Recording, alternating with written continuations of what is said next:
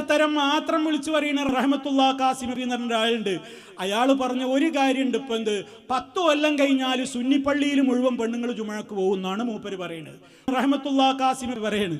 അയാൾ പറയണൊക്കെ അങ്ങക്ക് 10 കൊല്ലത്തിനുള്ളിൽ സുന്നികൾ ജുമഅക്ക് പെണ്ണുങ്ങളെ കൊണ്ടുപോകും. കൊണ്ടേറ്റില്ലെങ്കിൽ റഹ്മത്തുള്ളാന്റെ രക്തങ്ങൾ വരിക, എൻ്റെ ചെവിയൊന്നുകൊണ്ടാ ഞങ്ങൾ അരിയട്ടെ അറിയാം.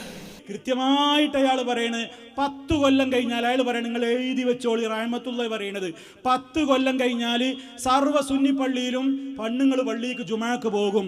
അത് നിങ്ങൾ എഴുതി വെച്ചോളി. റഹ്മത്തുള്ള പറയണത് 10 കൊല്ലം കഴിഞ്ഞിട്ട് നിങ്ങൾ എൻ്റെ അടുത്തേക്ക് വരും, ഇല്ലാന്നുണ്ടെങ്കിൽ കാതുങ്ങളാണ് മുറിച്ചു കൊണ്ടേക്കോളീന്ന്. അത്ര ഉറപ്പിലാ മൂപ്പര് പറയണത്.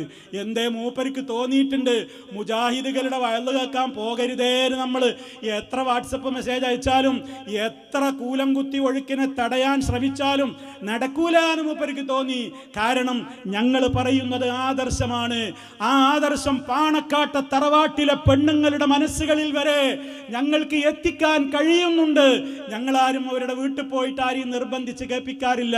പക്ഷേ പാണക്കാട്ടെ തങ്ങന്മാരുടെ ബീവിമാര് പോലും പള്ളിയിൽ പോകുന്ന വഹാബിച്ചികളാണ് എന്നാണ് റഹ്മത്തുള്ള കാസിമി പ്രസംഗിക്കുന്നത്.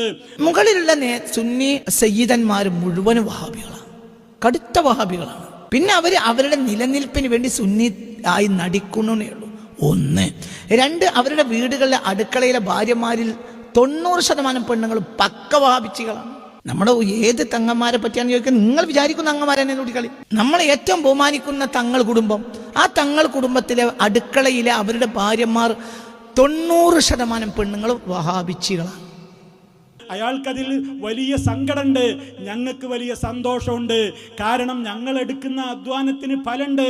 അത് പാണക്കാട്ടെ തങ്ങന്മാരിലും എന്നു വേണ്ട നിങ്ങളുടെ പേരോടിലും അതുപോലെ തന്നെ മർക്കസിലും കുറ്റ്യാടിയിലെ സിറാജുൽ ഹുദായിലും എവിടെയാണ് ഞങ്ങളുടെ ശബ്ദങ്ങൾ ചലനം സൃഷ്ടിക്കാത്തത്?